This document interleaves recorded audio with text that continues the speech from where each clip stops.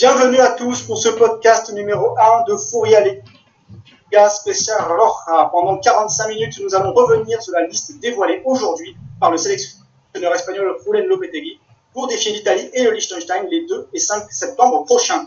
Pour m'accompagner ce soir à la régie et à la co-présentation, son film préféré est Rec, est inconsolable depuis l'annonce du départ de Catadillas de Getafe et il a annoncé la sélection de Suso hier. L'Uno de la Cruz, bonsoir. Je me vengerai, François. Bonsoir. Peñarol à la version Rodríguez, Vandanara a eu la version Lopez, Magno à la version Best of, et c'est Furia Liga qui a la meilleure version du Maxi Franco Sanchez, bonsoir. Oh là là, quelle présentation. Oh là. Il y a du travail. Hein. Bonsoir à tous. On devait être 4 ce soir, mais la chiqueta de l'équipe Soledad Arque Vasquez devait rejoindre la joyeuse bande, mais elle a finalement rejoint la bande à Région. J'avoue, si ça vous aura rendu l'âme, elle sera de retour lundi soir et on la salue. Vous pouvez poser vos questions en direct sur Twitter via le hashtag FL Podcast. Et on part tout de suite sur le premier thème de la soirée. Alors la liste de Julen Lopetegui a été divulguée ce matin. Alors ce matin c'est pour moi parce que je vis en Espagne, donc midi et demi, c'est tempranito. Je voudrais avoir vos avis sur la liste du sélectionneur, s'il n'y a pas des postes qui manquent, si vous aurez voulu voir d'autres personnes présentes pour affronter l'Italie et Liechtenstein. Ouais, je laisse Max commencer. Il était absent la dernière fois. Alors moi, c'est une liste qui est plutôt bonne dans l'ensemble. Moi, j'ai, on va dire, deux noms que j'aurais pas mis dans cette liste. Le premier, c'est Reina. Alors on va me dire, ouais, c'est le troisième gardien, il n'y aura pas de conséquences sportives vu qu'il va pas jouer. C'est le mec qui met l'ambiance dans le vestiaire, il met les disques, il met la petite musique, c'est cool.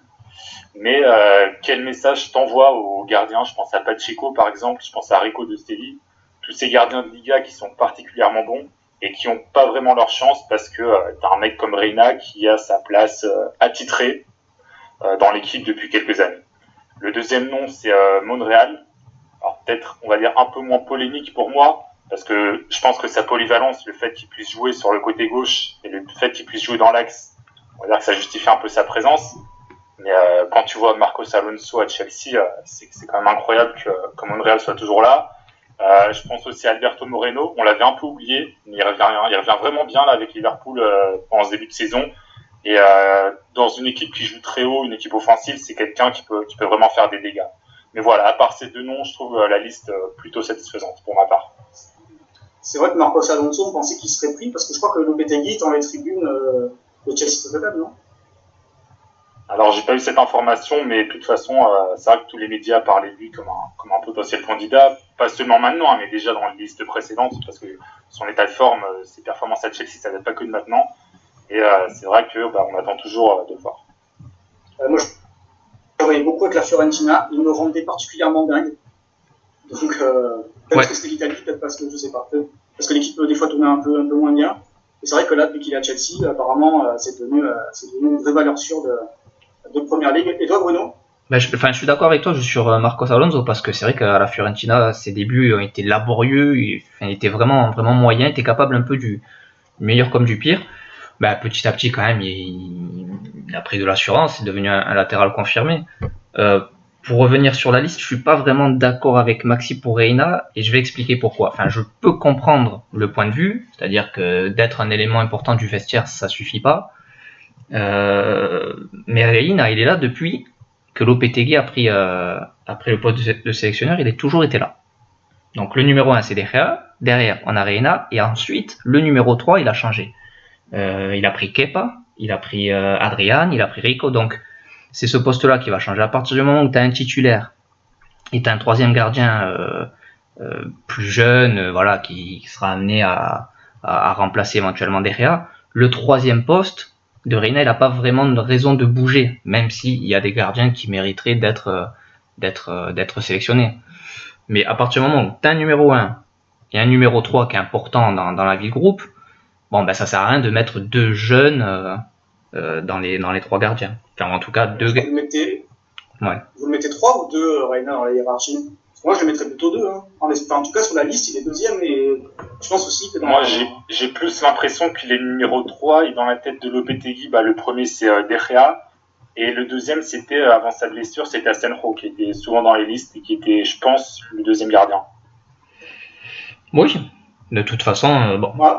Moi, je pense que ça va pas bouger. Je pense que ça bougera pas. On aura toujours derrière Reina, et après, j'ai dit, depuis qu'il est là, il a pris Kepa, il a repris en tout cas aujourd'hui Adrian, Rico. Donc bon, ça va bouger plus pour le numéro 2 donc que pour autre chose. Après sur la liste. Montréal, je suis un peu mitigé parce que c'est ni un élément indiscutable à gauche comme dans l'axe. Oui, il a la polyvalence, mais les numéros 3 ou les numéros 4 en défense centrale, on les a. Que ce soit Bartra, que ce soit Nacho. Donc voilà, je suis pas vraiment content de voir Montréal, surtout qu'il y avait d'autres joueurs à sélectionner. Sinon, pour le reste, Lopetegui il est resté fidèle à son noyau et il y a vraiment très très peu de variantes. Les garçons qui perdent leur place, ce sont les Vasquez, les Alcacer, les Mata, les Sergi Roberto, les Nolito, des joueurs qu'il a sélectionnés, mais qui semblent plus être là pour profiter d'état de forme. Si certains sont moins bien, que eux ils sont bien, ils seront là. Mais là pour le coup, à part Sergi Roberto, c'est pas trop discutable. Tu parles de polyvalence, et c'est vrai que Nacho, par exemple, c'est plus polyvalent que la défense, quasiment sur les deux côtés et dans l'axe. Pour le coup, Montréal, c'est un peu du long, enfin même plus quoi. Après aussi, histoire on va dire un peu de défendre entre guillemets ces deux choix, il faut pas oublier que c'est quand même le début de la saison, c'est un match qui est limite coup près face à l'Italie pour la première place du groupe, donc je pense aussi que Lopetegui, il est peut-être pas encore, il connaît peut-être pas l'état de forme de tous les joueurs disponibles du vivier, donc c'est possible que dans sa tête il s'est dit bon je vais prendre Mégatio on va dire, le même noyau que je prends d'habitude, et voilà pour assurer je ferai des expérimentations plus tard face à des équipes qui seront peut-être un peu inférieures. Moi j'étais un peu surpris par la présence de Thiago Alcantara, qui je crois est un peu dans un état de forme un peu compliqué. Il devrait revenir là en Bundesliga ce week-end. Est-ce que ça vaut le coup de le prendre? Donc, Thiago Alcantara, j'ai toujours le souvenir du joueur qui mange une glace 1 heure avant le coup d'envoi d'Espagne-Italie.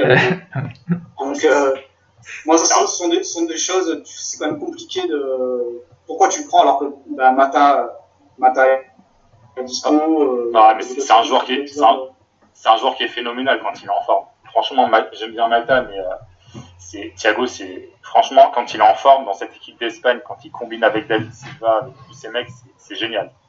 Franchement, Thiago pour moi ça fait partie des joueurs avec Busquets, avec les deux mecs de la défense centrale, avec Iniesta, c'est des mecs que tu dois prendre, même quand ils sont pas au top dans leur club, même quand ils sont pas à 100% physiquement, tu es obligé de les prendre parce que tu sais très bien que quand ils jouent ensemble, ils font des trucs merveilleux avec le ballon.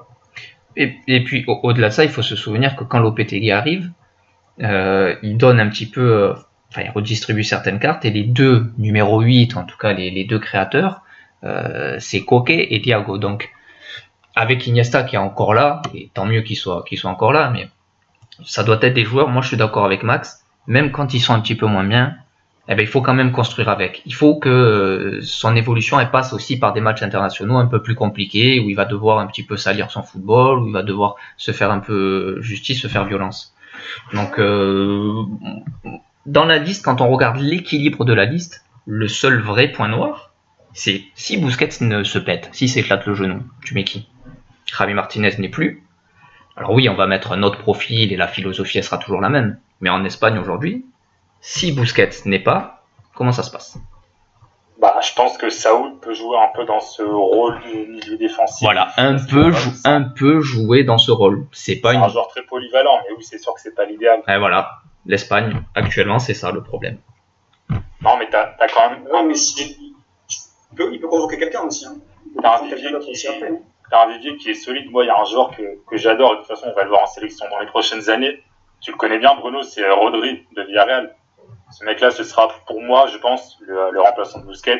Et on le verra bientôt chez Léa. Donc, je pense que là, la question du remplacement de Busquets, c'est plus sur cette liste qu'elle se pose que de façon générale. Ah oui, non, évidemment, oulala, c'était pas un débat ouvert sur l'évolution future de la... Non, c'est là, c'est cette liste-là. On a 6 joueurs d'intérieur, même parmi les garçons qui ont été sélectionnés. Par exemple, quand Isco il a été appelé par Lopetegui, il a joué sur un côté. Il n'a pas été considéré comme un joueur d'intérieur. Mais quand même, ça fait beaucoup de relayeurs, on va dire ça. Ouais, c'est vrai. On va faciliter. Et si au bout de 15 minutes, Busquets il a mal à la cheville, et voilà. Bah, après, je pense que ce choix de prendre beaucoup de milieux relayeurs avec un profil assez similaire, c'est aussi parce que moi, je pars du principe que le match contre le Liechtenstein, on s'en fout. De toute façon, tu mets qui tu veux, l'Espagne va gagner. Je dis pas, c'est pas de l'arrogance de dire ça, je pense. C'est plus le match face à l'Italie, je pense qu'il va vouloir vraiment jouer la maîtrise du ballon à fond, laisser le moins d'opportunités possible à l'Italie. Donc c'est pour ça qu'il prend plein de joueurs. Et ce match-là, on va en parler après, mais tu verras que tu auras Busquets, tu auras quatre Rouennais devant lui et Morata en pointe. Parce que ça va jouer la possession du ballon. Ah oui, ça va pas changer la philosophie. Je dis juste qu'en cas de problème, on n'a pas retenu la leçon du passé. C'est tout. Ouais, c'est vrai qu'il a pris beaucoup de joueurs, beaucoup d'ailiers. Vitolo, après son match inaugural avec Las Palmas, niveau état de forme, j'ai un doute quand même. Ouais, mais comme il a tellement pris d'avance, quand Lopetegui est arrivé, ça a été le titulaire, un des joueurs qui a le plus joué. Je le voyais mal s'en passer. Après, moi je suis d'accord avec toi, c'est discutable mais il a joué qu'un match. Donc, c'est un taulier, voilà. Peut-être pas un taulier, on va dire. J'exagère un peu, mais c'est un joueur qui était régulièrement titulaire lors des dernières rencontres de la sélection, donc c'est un peu logique qu'il y soit. Ça me choque pas, même si c'est vrai que contre Valence, j'ai été déçu. Ouais, il est en train de structurer son groupe d'une certaine manière. Ah ben, de toute façon, regarde, tu prends tous les noms.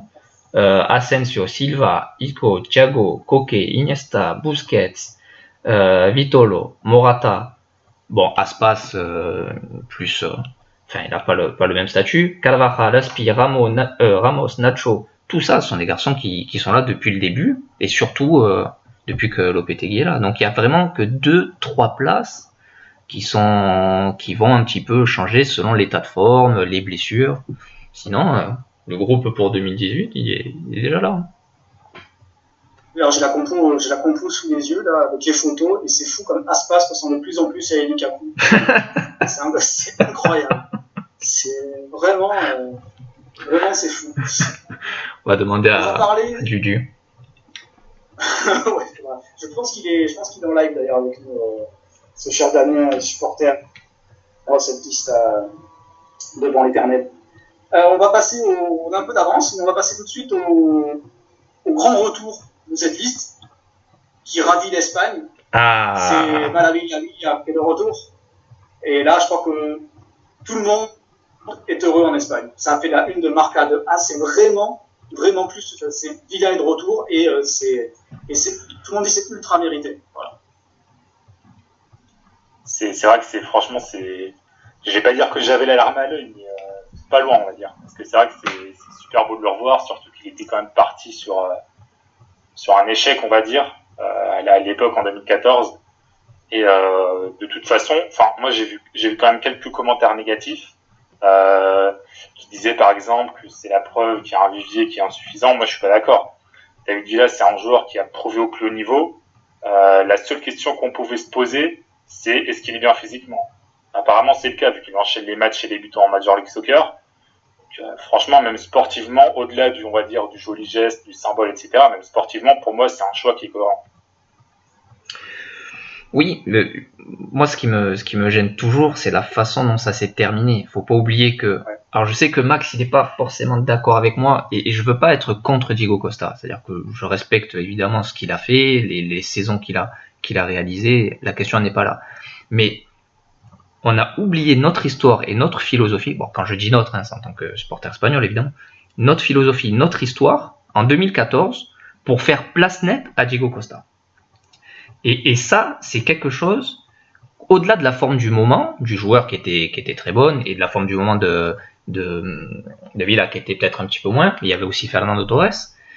Donc ça a été un changement trop brusque. Et pour moi, c'est une des raisons majeures pour lesquelles on s'est planté en 2014. Il y avait d'autres problèmes, évidemment. Mais voilà, c'est-à-dire que ce mec, tout d'un coup, on l'a levé, on l'a relégué, il a juste joué un petit peu. Son dernier match, il met un doublé contre Salvador. Donc voilà, j'étais surtout triste pour ça. Donc on le rappelle maintenant, il sera sûrement pas titulaire, il va peut-être jouer que 20, que 25 minutes.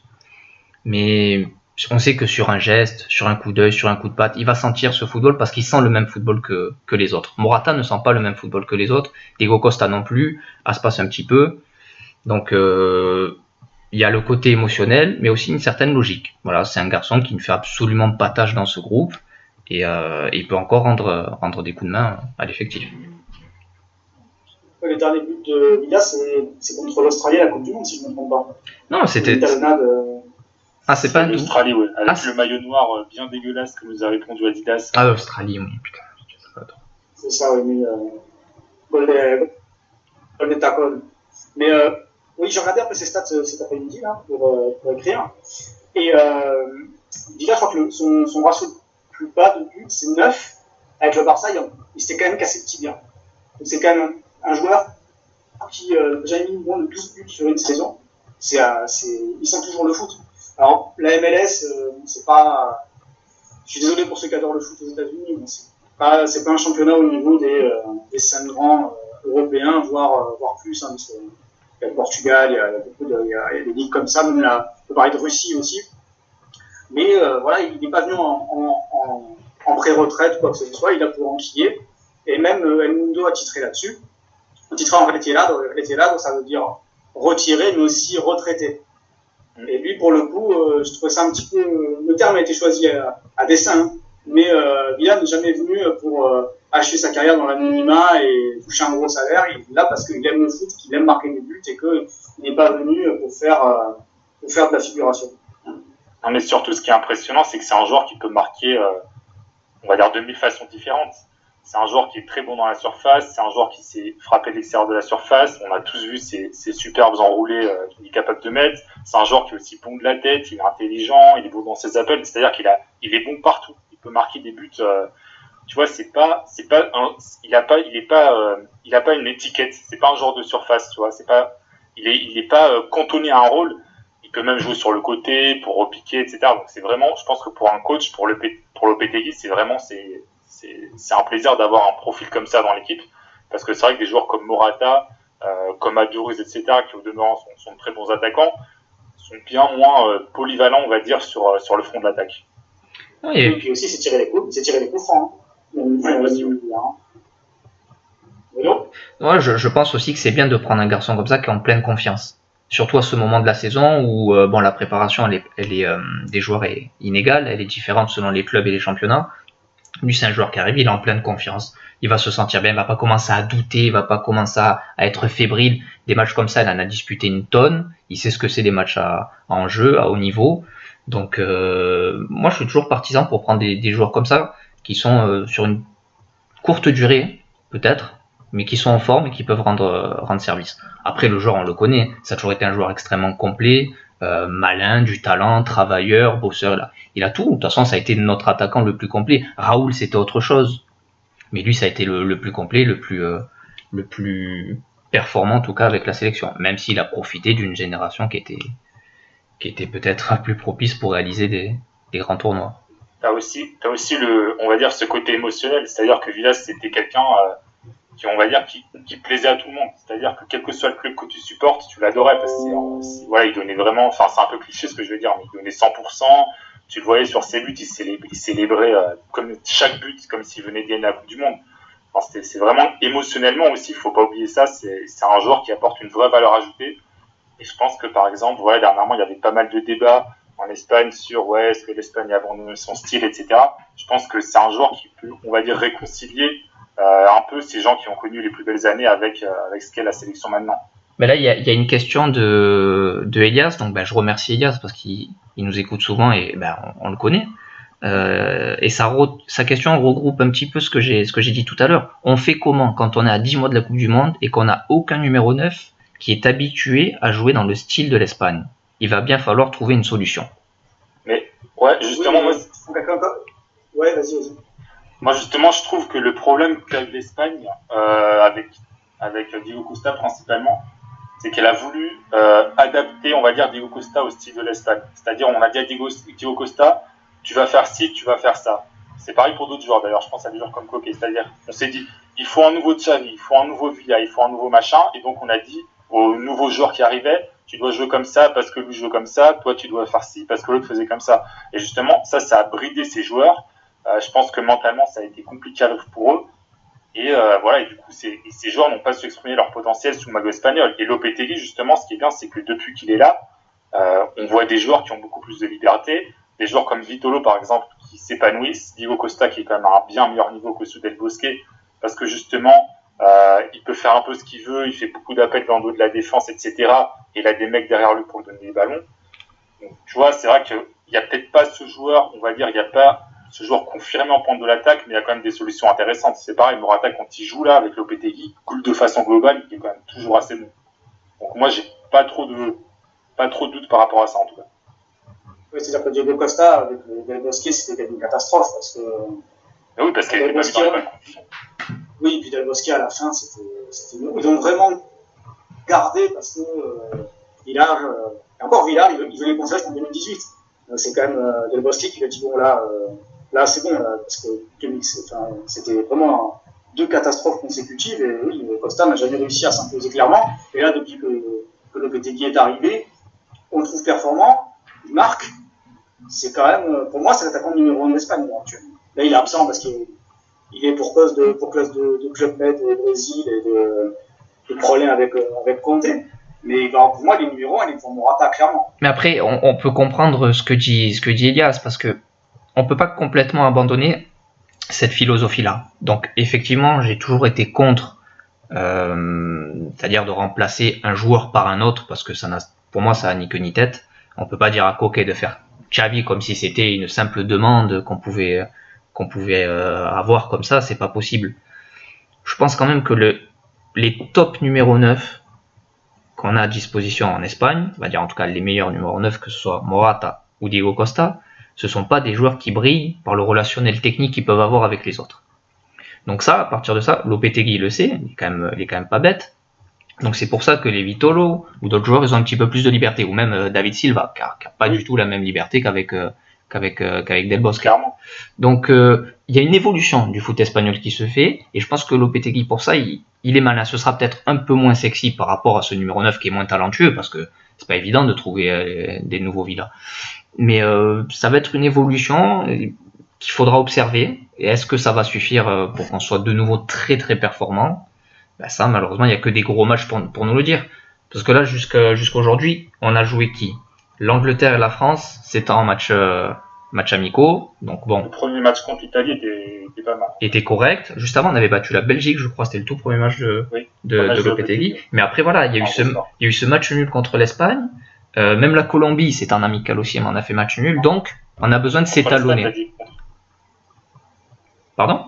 Tu parlais de quel match nul Contre la Colombie, non? On n'a pas fait match nul 2-2 contre la Colombie? Non, mais avant. On a fait match nul contre l'Angleterre, 2 buts partout. Avec le but d'Aspas à la fin. Avec le but d'Aspas. On bat la France, c'est en amical. Donc, mis à part l'Italie, il n'y a pas eu vraiment d'affiche pour nous permettre de nous tester, quoi. Et là, le prochain, ça va être un bon révélateur. Ouais, mais même dans le jeu, tu vois quand même pas mal de choses encourageantes. Ah oui, bien sûr. On parle du rôle de buteur, mais c'est vrai que tu parlais de David Silva. J'ai pas les stats, mais je pense que c'est le joueur qui frappe le plus au but, et c'est le joueur qui limite le plus dans la surface de cette sélection sur ces derniers matchs. Donc un mec comme ça est capable de marquer. On sait très bien que des joueurs comme Isco, comme Thiago, même Vitolo, c'est pas des finisseurs, mais c'est aussi des joueurs qui ont un certain sens du but. C'est pareil pour Pedro. Donc je me fais pas trop de soucis par rapport à ça. Encore une fois, même si l'attaquant, si ça se passe mal pour l'attaquant, il y aura toujours des joueurs qui seront capables de marquer.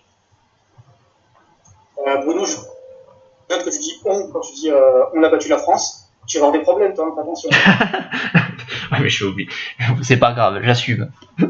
Alors, à propos du numéro 9, la présence de Villa, j'ai lu quelques passages en France, là, sur Twitter notamment, on disait que Villa, il faut arrêter avec Papy, il est cramé. Et dans ce cas-là, pourquoi ne pas aligner Fernando Torres, qui joue à l'Atlético, donc en Europe. Vous en pensez quoi? C'est différent parce que Torres, déjà, c'est compliqué à comparer, il joue pas dans le même championnat, mais je pense quand même que David Villa est à un meilleur niveau que Torres. Torres, c'est un joueur qui est globalement en manque de confiance, qui rate quand même pas mal d'occasions toutes faites devant les cages. Donc, c'est quand même différent pour moi. C'est deux cas qui sont différents. Et t'as aussi voilà le fait que Villas, ce dont je parlais avant, qu'il soit hyper complet, qu'il sache plus ou moins tout faire sur le front de l'attaque, alors que Torres c'est quand même bien plus limité techniquement. Mais il a surtout besoin d'avoir des jambes, Fernando, pour être un peu plus performant. Il a besoin de courir, il a besoin d'être bien physiquement. David Villa, il a quand même ce côté coup de patte. Tu vois, même si le match il est compliqué, même s'il est un peu embourbé dans un match compliqué, il peut toujours te mettre un bon ballon. Il a tu vois, il a ce côté talentueux, un peu plus coup de patte qui peut t'aider. Après, attention, hein, Fernando, amour éternel pour lui. Mais la forme du moment, c'est plus compliqué. Je pense que je préfère très largement que Iago Aspas soit là, par exemple, ou même Aduriz, parce qu'Aduriz, il a quand même il a un profil qui fait que dans les airs, tu sais qu'il sera toujours là, par exemple, hein, s'il faut forcer un résultat, plutôt que Torres. Et pourtant, je sais que la sélection lui doit beaucoup. Il y a juste Nico qui vient nous dire un petit mot. Salut Nico, il nous dit Lopetegui a gagné l'Euro 2013 avec les jeunes, avec Morata buteur. Il aura de plus en plus d'importance pour lui, je pense. Oui, après, de toute façon, on n'est pas à l'abri. La Coupe du Monde, c'est quand même à la fin de la saison.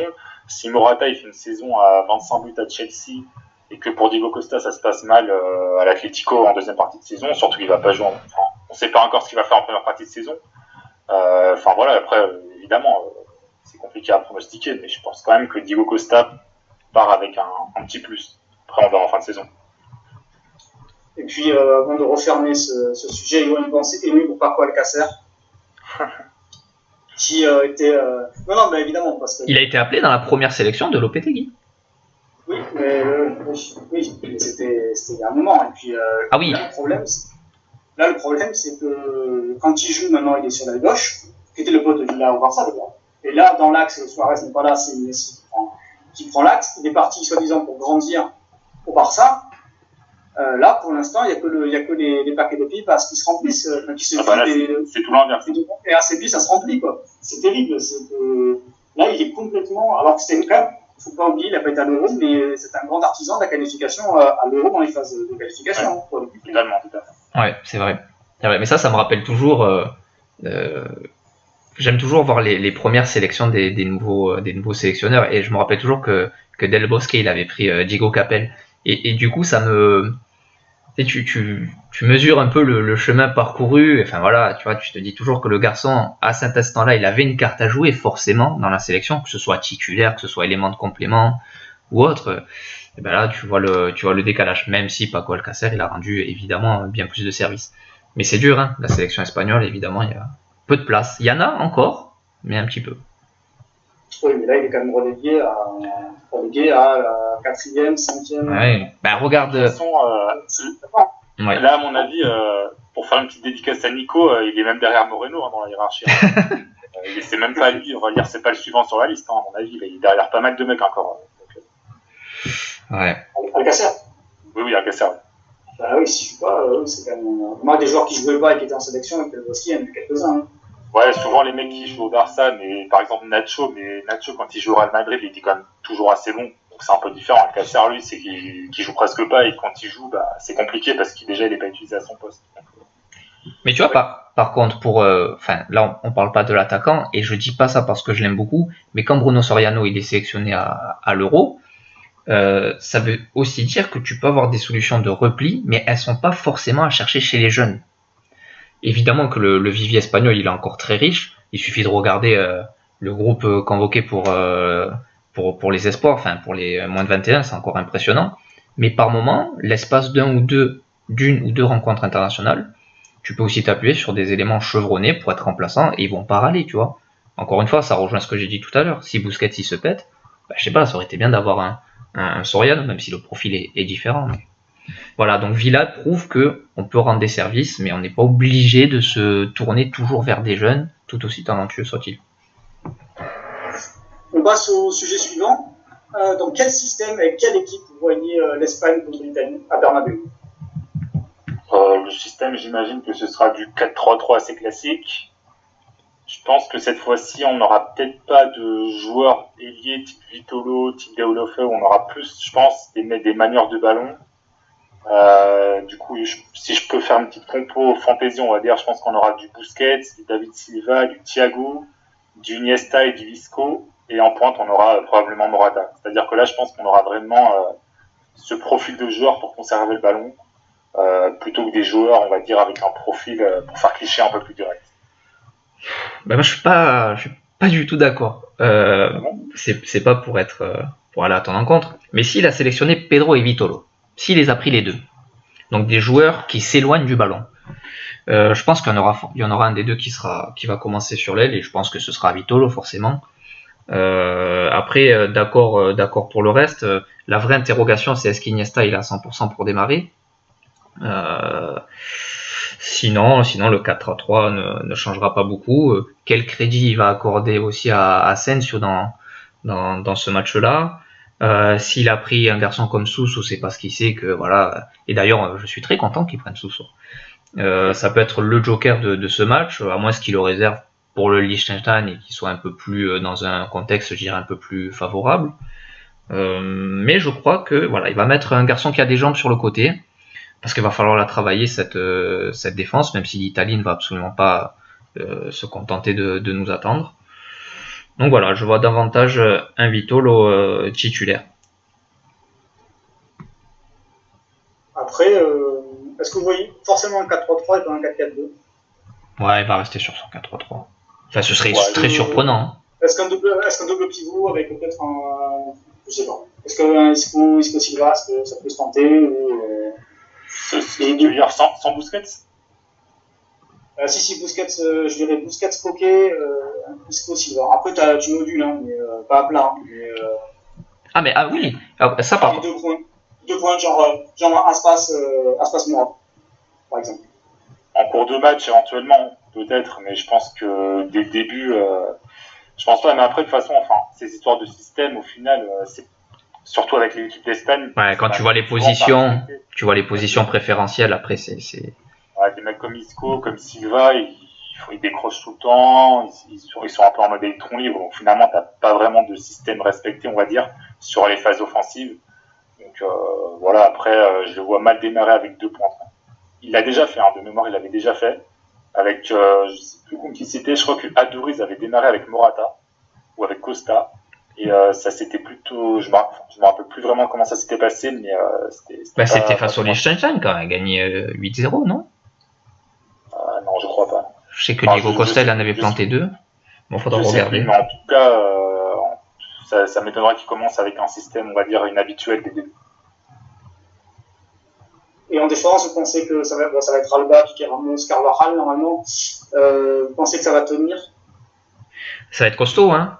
Ça va être costaud parce que l'Italie c'est en pleine progression. Bon, il y a pas à moins que Piqué soit éventuellement diminué, mais sinon ce sera du Ramos Nacho si Piqué a un souci.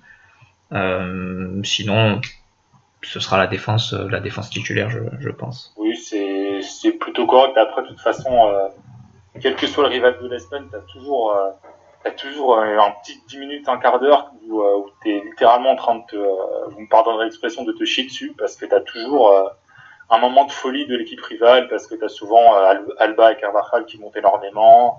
Donc voilà, c'est sûr que l'Italie va se procurer 2 occasions. Et parce qu'on n'est pas non plus top, hein, Max. Pas non plus. C'est pas seulement parce que l'équipe en face elle se réveille qu'on a mis en difficulté. On est quand même loin d'avoir un football à Il y a des soucis de façon globale. Après, ça dépend. Si tu juges individuellement, c'est très bon. Et c'est vrai que c'est le problème. C'est le problème quand tu joues avec des mecs comme Silva, comme Iniesta, etc. T'as un impact physique qui est bien moindre au milieu. Donc les mecs, forcément, ils brisent les lignes plus facilement. Donc voilà, c'est le souci. Mais après, ça t'apporte tellement devant que t'es obligé de mettre ces mecs-là. Donc il faut se rappeler aussi que il y a eu le match aller, évidemment. En Italie, ça fait match nul, mais à l'Euro, la défense italienne a complètement mangé l'attaque espagnole. Ça, le contexte était particulier. Mais ça, Del Bosque il fait la sieste pendant ce match aussi. C'était pas malin. Pas possible aussi. Moi, je suis pas entendu ce que tu dis. Del Bosque il a fait la sieste pendant ce match aussi. Il a regardé pendant 80 minutes se casser les dents sur la défense. Aucune idée. Pourtant, j'aime beaucoup Del Bosque. Hein. On lui doit beaucoup. Hein. Mais, c'est fou parce qu'à chaque fois qu'on parle de la sélection, ça finit toujours sur Del Bosque, quel que soit le sujet, quoi. Non, mais attends. Non, mais parlons de Clemente et endormons-nous ensemble. Non, mais... moi, j'ai tourné la page. Ah, bon, c'est dur, je peux pas oublier. J'ai vu des choses. Bon, enfin, bref. Mais, en tout cas. Je reviens de la guerre, c'est. Ouais, non, mais voilà. Max, on avait vu le match ensemble en plus contre l'Italie, je crois. Contre l'Italie, ouais, on l'a vu ensemble. Ouais, c'est vrai. Et c'était quand même loin d'être facile. On marque sur une boulette, la seule boulette de Buffon, presque qui est fait dans sa carrière. Donc c'était quand même loin d'être évident. Voilà. Et je sais que Nacho en plus avait été titulaire. Enfin, il était rentré très tôt au poste de latéral de mémoire dans ce match. Donc voilà, on a encore des progrès à faire dans la tenue, dans la ressortie. On a du mal à imposer notre rythme de façon plus conséquente. On a souvent 15, 20, 25 minutes, mais il faut que ce soit un petit peu plus conséquent. Mais ça reste un match où on est encore dans la préparation physique, donc il va y avoir sûrement 3 changements qui vont être faits et des garçons qui ont des états de forme très différents. J'ai un petit jeu. Qui vous voyez entrer en cours de match? Ça va forcément dépendre du contexte du match. David y rentrera, peu importe. Je pense que David y rentre. Aspas y rentre souvent quand même en fin de match dernièrement. Et c'est compliqué comme question parce que c'est vu comme ça là. Je te la poserai pas sinon. Non, c'est compliqué. Après, Deulofeu, moi j'écarte pas la possibilité de le voir pareil en premier changement. Si ça se passe mal, s'il faut débloquer des situations, s'il faut élargir un peu le jeu, j'écarte pas la possibilité de le voir. Moi, de ce que je sais, Lopetegui va faire entrer Sousso parce qu'il a dit que le papier sur Fourier Légal était vraiment énorme. Alors. Oh là là, c'est auto-promo. Je sais pas si c'est vrai, hein, je sais pas. Mais voilà, il aurait dit ça. Moi, je dirais bien Asensio. Parce que pourquoi parce que voilà quoi. Hein, non mais parce qu'il est trop fort. Non mais parce que moi je suis complètement. Mais je pense qu'il a les moyens de rentrer de percute. Après, il faudra voir le score évidemment. Mais tu vois, moi je suis. C'est les matchs nuls. Je pense que ça peut être le facteur X. Villa aussi, je pense que quand même. Villa, je le vois titulaire contre Liechtenstein. Ah oui, ça c'est certain. Ça j'en suis persuadé aussi.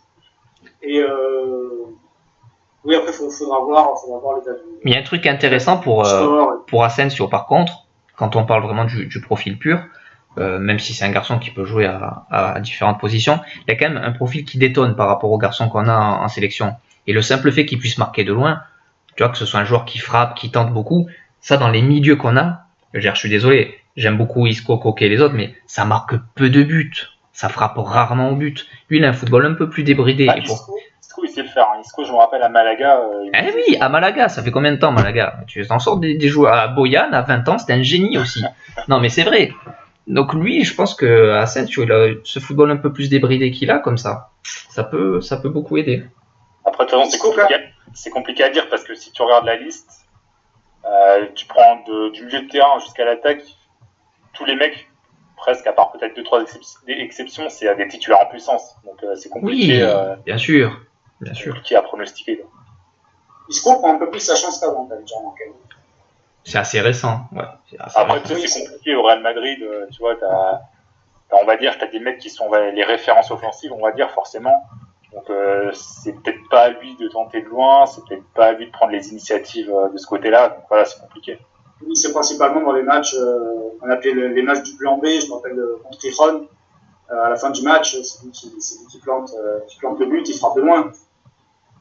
Oui, c'est principalement quand lui est le référent de l'équipe, référent technique et référent offensif, ça c'est certain. On va terminer sur un sujet, on est pile dans les temps, puisque c'est bon. On va terminer sur un sujet qui n'a pas été encore évoqué, justement dans la presse, quoi que ce soit, mais le match à Santiago Bernabéu.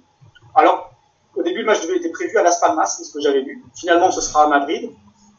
Et Gérard Piqué va être titulaire. Donc, quel accueil pour Piqué au Bernabéu, sachant que, par le passé, la fédération espagnole a déplacé un match prévu à Bernabéu, il l'avait déplacé à Alicante ou à Murcia, je crois que c'était à Murcia, parce que, pour éviter les sifflets à l'encontre de Gérard Piqué.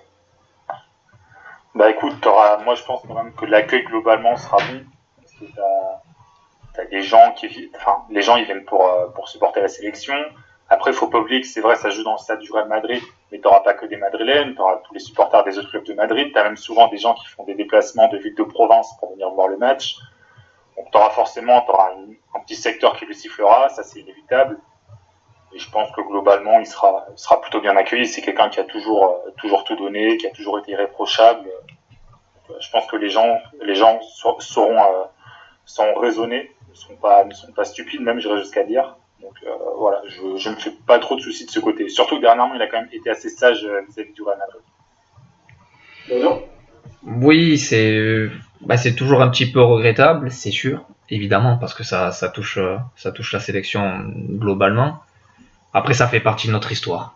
On a vu des choses encore plus stupides, donc Piqué aussi il récolte ce qu'il a semé dans le passé. C'est vrai qu'il est un peu plus calme en ce moment par rapport à Madrid. Bon, je serais pas surpris que ça siffle, évidemment. Après, si ça l'empêche de s'endormir de temps en temps, comme c'est le cas récemment, ben, ça sera pas mal. Mais après, de toute façon, se faire siffler ou pas, je pense que Piqué, ça touche. Sur le coup, ça va pas avoir une influence sur son niveau. Il y en a vu d'autres. Après, mais c'est déjà arrivé qu'il soit sifflé avec la sélection quand même. Ah oui, bien sûr. Souvent. Il y a une époque, il se faisait siffler partout dans tous les stades, encore une fois par une partie minoritaire du public, mais forcément, c'est eux que t'entends. Ah, j'ai une petite anecdote là-dessus, c'est quand il est venu, c'était le 1 partout, le 1 partout ou 2-2, je sais plus, avec le but de Santimina à la fin et le supporter qui décède parce qu'il a une attaque cardiaque tellement il est heureux de l'égalisation de Santimina. J'étais en presse donc, à Mestalla, et donc toute la Colva Nord et tout le stade siffle Piqué outrageusement, et un journaliste de Mundo Deportivo applaudissait en réponse à chaque prise de balle de Piqué. Parce que quand il y a eu l'égalisation de Santimina, il y a toute la tribune de presse, donc essentiellement composée de Valenciens, qui sont allés insulter le mec, et ça a failli partir en baston général. Mais non. C'est un sujet qui... Autant tu vois que des supporters du Real Madrid. Plus la provocation. Oui, Max. Ouais, mais tu vois, autant que des supporters du Real Madrid, le CIF, tu vois, ça fait partie du jeu. C'est la rivalité, c'est limite dans l'ADN des gens, quoi. Et tu vois que des supporters, on va dire d'autres clubs, Piqué, c'est quand même, je vais pas dire que c'est un gentleman, mais c'est quelqu'un qui a toujours une attitude irréprochable. Globalement, il fait pas de sales gestes sur le terrain. Il a à part voilà, quand il veut troller un peu le Real Madrid, j'ai pas souvenir de l'avoir vu tailler, je vais dire au hasard Valence, l'Atlético, etc. Enfin, je pense que les gens se font peut-être un peu influencés, tu sais, par ces émissions, type Chiringuito, etc., où ça fait que beugler, ça monte un peu des polémiques pour rien. Je pense que les gens, il y a aussi ce côté-là qui sont influencés, et ils sifflent pour siffler. Mais moi, franchement, sincèrement, je trouve ça vraiment dommage, parce que Piqué, c'est peut-être pas c'est le mec, je sais pas si le joueur le plus irréprochable du groupe en termes de comportement, d'engagement avec la sélection, mais en tout cas il doit pas en être loin, parce que il n'y a jamais eu la moindre polémique, il est tous les matchs, même les matchs amicaux, il se donne à fond. Franchement, je comprends pas comment on peut siffler un mec comme ça. Oui, parce qu'après principalement il y aurait des citations. En fait, il n'a jamais dit qu'il était pour l'indépendance de la Catalogne, mais pour le droit à se prononcer. C'est totalement différent. Oui, mais tu vois ça après les émissions, elles en profitent, elles en rajoutent. Voilà. C'est ça. Polémique sur l'indépendantisme supposé il y a quand même une différence entre Piqué et Guardiola à ce niveau-là. C'est vraiment deux mondes. Je pense même que Piqué, globalement, il est de l'avis de pas mal de Catalans sur la possibilité de référendum, mais il ne s'est jamais prononcé pour l'indépendance. Ça, c'est certain. Et justement, le Chiringuito, des émissions comme ça, qui font la polémique pour un non. Forcément, ça a influencé pas mal de supporters pendant le stade. Et j'ajoute que par rapport à Valence, la Colva Nord est quand même connue pour pas être exactement du côté de la gauche, et que quand le bus arrive, il y a des banderoles Catalogne, c'est l'Espagne, et tout ce type d'insultes vis-à-vis de la Catalogne, tout Barça. Voilà. Vous voulez ajouter quelque chose avant de refermer, les gars? Non, j'ai que si vous voulez être tranquille, il a qu'à signer à l'Avignon. Ouais. Ne provoque pas comme ça, provoque pas. Tu parles d'un club qui a quand même eu Álvaro Mejía et Álvaro en défense. Eh oui. Oui. Donc, non, mais critique pas.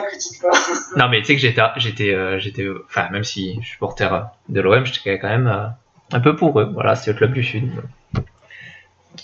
Moi, c'est le club en face de chez moi. Donc, il faudrait qu'on fasse un Panthera d'Arles mais sur le mercato, mais ça prend trop de place. Ah, ce serait beau.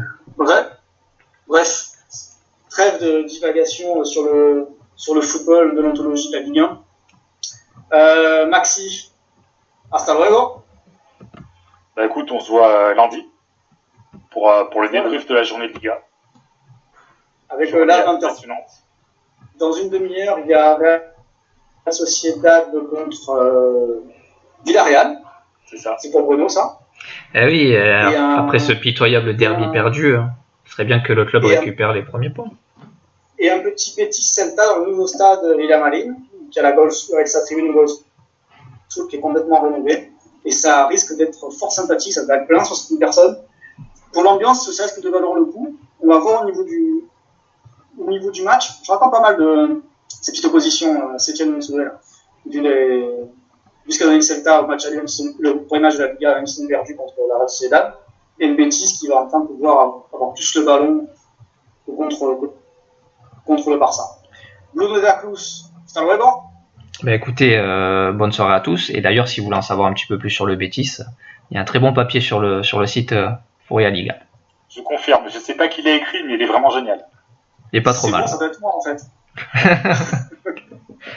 Lundi. Bruno, le replay sera disponible dans pas longtemps. Oui, le vrai replay après un petit souci sur que voilà, j'endosse toute la responsabilité. Je suis un peu Marcelo Bielsa quelque part, tu vois, c'est ma faute. Donc cette fois-ci, l'émission sera bien disponible dans quelques minutes sur le site. On partagera ça sur Facebook, sur Twitter. On vous souhaite un bon début de soirée, chers auditeurs. Pour ceux qui écoutent le replay, j'espère que cette émission vous a plu et que ça vous donne un nouvel éclairage sur cette liste de Lopetegui. Nous, on se retrouve lundi 20h pour un nouveau podcast. Hasta luego, chicos. Bonne soirée. Salut.